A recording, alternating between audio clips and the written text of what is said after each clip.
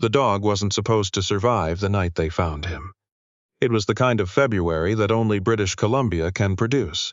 Not the dramatic cold of the prairies, but the wet, bone-seeping chill that finds every gap in your jacket and stays there. The Fraser Valley was buried under a sky the color of old concrete, and the logging road where someone had dumped a cardboard box was already turning to mud when Cormac Daly pulled his truck to the shoulder and sat there for a long moment, engine running, hands on the wheel.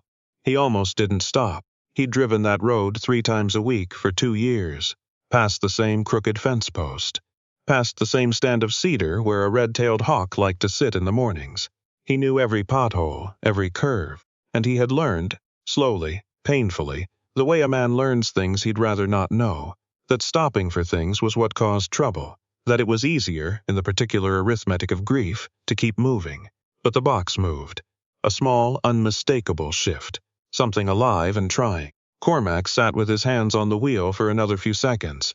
Then he put the truck in park and got out into the rain. He was 53 years old, and he had the kind of face that made people careful around him without quite knowing why. Not an unkind face, just a closed one. The lines around his eyes and mouth had been set by years of squinting into wind and sun, and the particular brightness that reflects off water in hostile climates. His hands were large and scarred at the knuckles, and he moved through the world with the economy of a man who had spent decades making himself very hard to see. He had spent 12 years as a Navy SEAL, which meant he had learned to carry enormous weight without letting it show. What they don't put in the recruitment materials is that this skill doesn't turn off when you leave. You carry it home.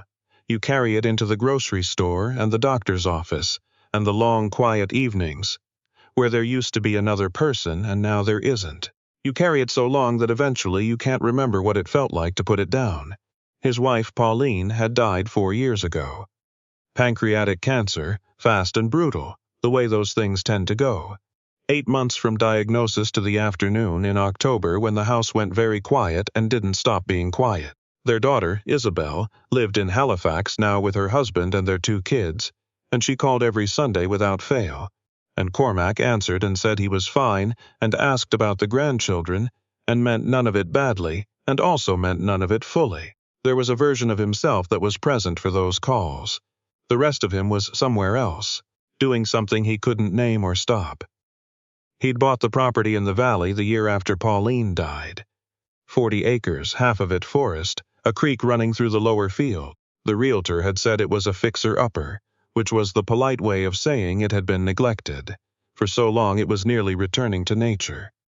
Cormac had looked at the sagging porch and the broken fence line and the bramble taking over what had once been a kitchen garden and thought, same. He'd moved in with a truck full of tools and the understanding that there would be enough work to keep his hands busy indefinitely. The neighbors, a farm family 2 kilometers down the road, had brought pie the first week and respected his privacy after that. He learned their name. He nodded when he passed their driveway. This was the extent of his social life, and he had decided it was enough. It was almost enough. The box had been sealed with packing tape that was already half soaked through. Cormac crouched beside it on the muddy shoulder, rain tapping against the back of his neck, and listened before he opened it. Scratching, small and determined. He pulled the tape back and folded the flaps open and looked inside. The puppy looked back at him with eyes that were still working out what they were supposed to be. A cattle dog cross, or something close to it. Blue merle coloring, 1 ear up and 1 ear down, ribs visible through the thin wet fur. There were 2 other puppies in the box that weren't moving. This one was in the corner, pressed as far from them as the small space allowed, as though it had understood something about proximity to death and had been trying, in its limited way, to put distance between itself and the fact of it. Cormac looked at the puppy for a moment. Then he looked at the 2 that hadn't made it, and he felt the particular flatness that settles over a person who has seen too much death to be surprised by it, but hasn't yet made peace with it either. He picked up the surviving puppy and tucked it inside his jacket, against his chest, and walked back to the truck. He didn't name it on the way home. He told himself this was because he didn't know yet if it would live. It lived. It took the better part of a week, and it took more of Cormac's attention than he'd planned to give anything. The vet in Abbotsford, A calm woman named Dr. Arsenault, who wore mud on her boots and spoke without unnecessary comfort, told him the puppy was maybe 6 weeks old, significantly underweight, and had a mild respiratory infection on top of everything else. She gave him a list of medications and feeding instructions and looked at him for a moment over the puppy's head. This large, quiet man, who had shown up in her clinic at 8 in the morning, holding a half-dead cattle dog against his chest like it was classified equipment. "You've done this before?" she asked. "Not with dogs," Cormac said. She didn't ask what he meant. The first 3 nights he slept on the floor of the kitchen with the puppy in a box beside him, which was not something he would have admitted to anyone, and not something that required admission anyway since there was no one to admit it to. He woke every 2 hours for feedings. The puppy was small enough to hold in one palm. It made sounds that were less like barking than like argument, urgent, ongoing, directed specifically at Cormac, as though it had identified him as the one in charge of whatever needed to happen next and had opinions about the timeline. By the 4th night, it was climbing out of the box. By the 7th, it had decided the box was beneath its dignity entirely and spent the night pressed against Cormac's side in a way that left no room for interpretation about what it considered the sleeping arrangement to be. He named it Grit. He wasn't sure where the name came from. It arrived one morning while he was watching the puppy drag itself determinedly across the kitchen floor toward a spot of sunlight, moving with more intention than seemed reasonable for something that weighed less than 2 kilograms. He thought, "That's Grit," and then he thought it was a good name for something that had been left to die and hadn't. Spring came to the valley in stages. First the mud season that locals called spring without irony. Then the actual thing, green and extravagant and slightly unbelievable after the gray months. The mountains around the valley shrugged off snow from their upper elevations. The creek in Cormac's lower field ran fast and cold. The hawk returned to the stand of cedar. Grit grew. This was the thing about dogs that Cormac had not anticipated, though perhaps he should have. They are entirely unconcerned with your preferences regarding closeness. Grit had decided, sometime in the first week of his life, that Cormac was his person, not a temporary arrangement, not a working relationship, his person permanently, without negotiation or caveat. He followed Cormac from room to room with the dedication of a shadow. When Cormac sat at the kitchen table in the mornings with his coffee, Grit sat on his feet. When Cormac went out to work the fence line or split wood in the yard, Grit ran alongside him or trailed behind, pausing to investigate things. A beetle, a suspicious clump of grass, the smell of something that had passed through the night before, and then accelerating back to make sure Cormac hadn't got too far ahead. He had opinions, Grit. This became clearer as he grew older. He had views about when Cormac should wake up in the morning, earlier than Cormac preferred, and when meals should happen, sooner than Cormac remembered to make them, and whether Cormac had spent enough time outside today, never enough, was Grit's consistent position. He communicated these views through a vocabulary that was less bark than ongoing editorial, a series of sounds that ranged from the conversational to the pointed, delivered with great seriousness and apparent expectation of response. Cormac found himself responding. Not at first. At first he felt faintly ridiculous about it, a grown man talking to a dog in the kitchen at 6 in the morning. But Grit would look at him with that particular attention. Total, unhurried, as though whatever Cormac said was worth hearing all the way through, and Cormac would say something else, and then something else, and eventually he noticed that he was talking more than he had talked in 4 years. Which was unsettling in the way that realizing you've been holding your breath is unsettling. He hadn't thought of it as isolation. Exactly. He had thought of it as simplicity, choosing a life without excess noise or complication. But Grit's cheerful and total disregard for this self-characterization was slowly, without announcement, rearranging things. Isabel called on a Sunday in April, and something was different about the call. "You sound better," she said. Cormac was sitting on the porch steps with Grit's head in his lap. Grit was watching a pair of geese cross the lower field with the deeply professional attention of a dog who had not yet decided whether they were a threat or simply a curiosity. "Do I?" he said. "Yeah." A pause. "What's going on?" He told her about Grit. He kept it brief. The way he kept most things, found him on the logging road, Rough start, doing fine now. But Isabel, who had grown up watching her father carefully and had learned to hear the things underneath the things, asked to see him. Could he send a photo? Cormac held the phone out and looked at Grit, who immediately turned from the geese and looked directly at the camera with an expression of sincere importance, as though he had been waiting to be photographed. Isabel's response was a string of messages that conveyed, collectively, something between delight and relief. "He's beautiful, Dad. He looks like he runs the place. He does run the place, doesn't he?" Cormac looked at Grit, who was now standing up with his front paws on Cormac's knee, looking at the phone with apparent interest in Isabel's voice coming through the speaker. "More or less," Cormac said. The summer was the kind that the valley produced in generous years. Long warm days, the smell of cut hay from the farms down the road, evenings that lasted past 9 and faded slowly through every shade of gold. Cormac worked on the fence line and repaired the roof of the smaller outbuilding and cleared the old garden beds of 2 years of bramble. Grit was with him for all of it. What Cormac hadn't expected was that working alongside the dog would change the quality of the work, not the output. The boards were the same boards. The fence posts went in the same way. But there was something different about doing it with an audience. Grit had the cattle dog's instinct for usefulness, and while he couldn't be useful with a hammer, he was very useful with his attention. He watched what Cormac was doing with the focused interest of an apprentice who didn't want to miss anything important. He investigated things that needed investigating. He barked once at a skunk that got too close to the outbuilding, which was arguably a public service, and in the evenings, when Cormac sat on the porch with his coffee going cold and watched the light leave the mountains, Grit would lean against his leg with the calm certainty of an animal who had decided this was where they both were supposed to be. It was in one of those evenings that Cormac first thought about Pauline without the familiar closing sensation in his chest. He thought about her laugh, specifically. The way it started quiet and built into something she had to cover her mouth for when it got too big. He thought about the time she'd convinced him to go canoeing on a lake north of Whistler, and then refused to paddle for most of it, because she was too busy looking at things.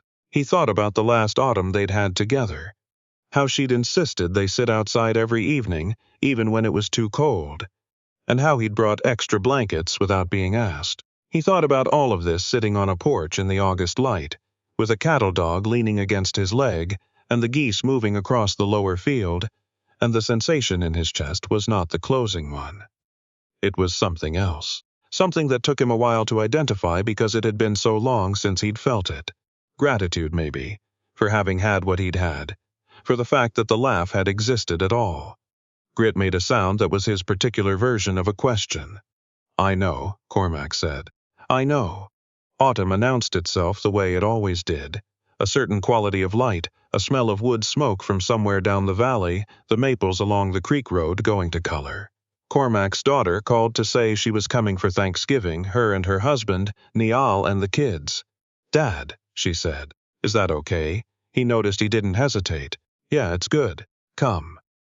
She arrived on a Thursday with the children, Brendan, who was 7, and young Maeve, who was 4, and Neil, a quiet accountant from New Brunswick who had the good sense to be comfortable with silence and the organizational ability to handle Isabel's complete inability to pack light.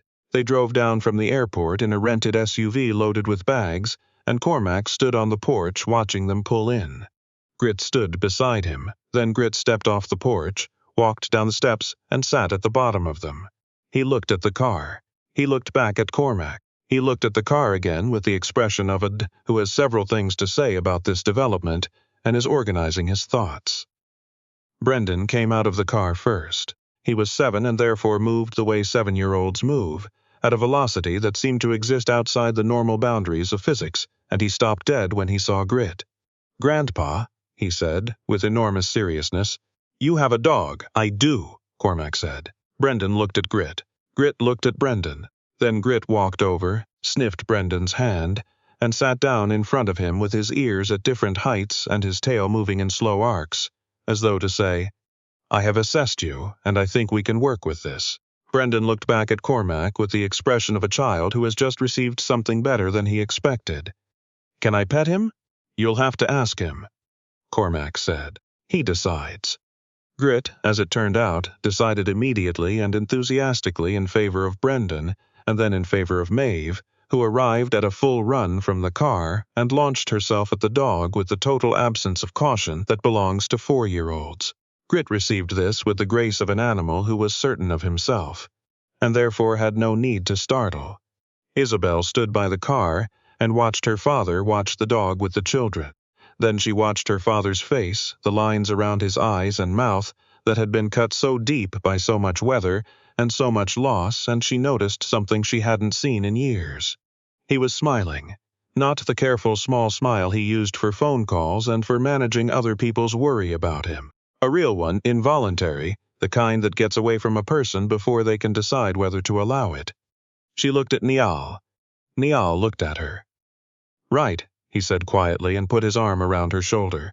The Thanksgiving weekend was the fullest the house had been since Pauline. It was not easy in all directions. There were moments. A particular sound in the kitchen on Saturday morning that was wrong because it wasn't Pauline's sound. A chair at the table that everyone was careful about. When the absence shaped itself into something solid and present and had to be quietly acknowledged. Isabel cried on Saturday night, briefly, out on the porch. Cormac sat beside her and didn't say anything useful because there wasn't anything useful to say. Grit put his head in her lap and looked up at her with the clear-eyed directness of an animal who understands pain without needing to fix it. "He does that," Cormac said. "What? Knows when someone needs it." Isabel put her hand on Grit's head. Grit leaned into it. "He's good for you," she said, not as a question. Cormac looked out at the field in the dark, the shapes of the mountains against the sky. "Yeah," he said, "he is." They sat for a while. The night was cold enough that their breath showed. She would have liked him, Isabel said. She would have let him sleep on the good furniture immediately, Cormac said. First night. Isabel laughed, and it was the same laugh, quiet, and then building into something she had to cover her mouth for when it got too big, the same exact laugh. Cormac felt it move through him like something coming loose. "Yeah," Isabel said when she'd caught her breath. Yeah, she would have. On the Sunday of the long weekend, Brendan found the old photograph album on the bookshelf in the living room and carried it to the kitchen table with the methodical interest of a 7-year-old who has identified something interesting. "Grandpa," he said, "who are these people?" Cormac came over and sat down across from him, and Brendan pushed the album toward him, and Cormac looked at the photographs for the first time in, he couldn't say exactly, years, long enough that they felt slightly unfamiliar, like reading a letter you wrote a long time ago and finding that you almost recognize the person who wrote it.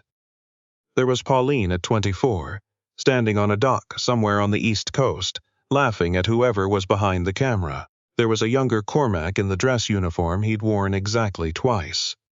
There was a photograph from their first house, a small place in Victoria that had taken 4 years and most of their money to fix up. There was Pauline holding newborn Isabel, with the expression of someone who has just understood what it means to be terrified and grateful at the same time. Grit came and put his chin on the edge of the table and looked at the photographs with apparent serious interest. "That's your grandmother," Cormac told Brendan. Her name was Pauline. Brendan studied the photograph with the concentrated attention of childhood. "She looks nice." "She was," Cormac said. "She was very funny. And she never remembered to bring an umbrella, ever in 40 years. Brendan considered this. "Were you sad when she died?" Isabel, who was standing in the doorway with a dish towel, made a small involuntary sound. Cormac looked at his grandson. 7 years old, freckled, asking the question with the direct simplicity of a child who hadn't yet learned that adults often prefer not to answer it. "Yeah," Cormac said, "very sad. I still am sometimes." Brendan nodded seriously. "Does Grit help?" Grit lifted his head off the table as though he knew his name had come up and wanted to be present for this part. Cormac looked at the dog, the ridiculous mismatched ears, the blue merle markings that had come in beautiful as he'd grown, the absolute certainty in those pale eyes that this was exactly where he was supposed to be. "Yeah," Cormac said, "he helps a lot." Brendan seemed to find this answer satisfactory. He looked at Grit. "You're good," he told the dog with considerable gravity. Grit made the sound that was his particular editorial on things, quiet and warm, the one that Cormac had learned meant something close to. I know. But thank you for saying it. After they left, Sunday evening, the SUV piled back with bags and sleeping children, Cormac stood on the porch in the last of the light and listened to the valley settle back into its autumn quiet. The geese had been moving south for weeks. The creek was lower now, talking to itself in a smaller voice. The maple along the lane had gone entirely to red. Grit sat beside him. He didn't push or pull or demand. He just sat there, this animal that had been left to die in a wet cardboard box on a logging road and had instead decided, against considerable evidence, to keep going. That had decided, furthermore, that the large, quiet man who had picked him up in the rain was his person, and had proceeded to act on that conviction with such total commitment that the large, quiet man had eventually stopped arguing with it. Cormac thought about what Dr. Arsenault had said that first morning in the clinic. "You've done this before," and him saying, "Not with dogs." He hadn't known what he meant when he said it, not exactly, but he thought he understood it better now. The thing he'd done before was carry people through bad situations, hold the line when things got bad, stay present when every instinct said to go somewhere else, somewhere smaller and safer. He'd done that for years, in places that would not appear on any official record, and he'd been good at it, and then he'd come home and Pauline had gotten sick, and he'd done it for her too. Those 8 months, and when it was over, he'd had no idea what to do with the part of himself that had been built for exactly that. What Grit had done, without any awareness that he was doing it, was give that part of him somewhere to go. Not to diminish it. Not to replace what it had been for or what had been lost. Just to use it, to keep it from going entirely dark. He reached down and put his hand on the dog's back, and Grit leaned into it, and they stayed that way while the light left the mountains, and the sky went from gold to rose to the deep blue that comes just before dark. Somewhere down the valley a dog barked, a farm sound, ordinary and distant. Grit's ears moved, one up, one down, and he looked in the direction of the sound, and then he looked up at Cormac, and then he turned back to the darkening valley with the calm authority of an animal who has decided that everything here is in order. Cormac stood on his porch in the October dark, on his 40 acres of fence and forest and creek, and thought about a woman who never remembered an umbrella and laughed too big to keep inside, and he thought about 12 years of carrying things in the dark, and he thought about a cardboard box on a muddy road in February. He thought, you can be handed the worst possible version of a day and still end up somewhere you didn't expect. He thought, sometimes the thing that saves you is the thing you almost didn't stop for. Grit made his particular sound, the low, warm one, the conversational one, and Cormac looked down at him. "All right," he said, "let's go in." They went inside, and the door closed behind them, and the porch light stayed on against the dark in the way that porch lights do. Not to keep anything out, but just to say, someone is here, and the light is on, and you are not as alone in this valley as you might have thought.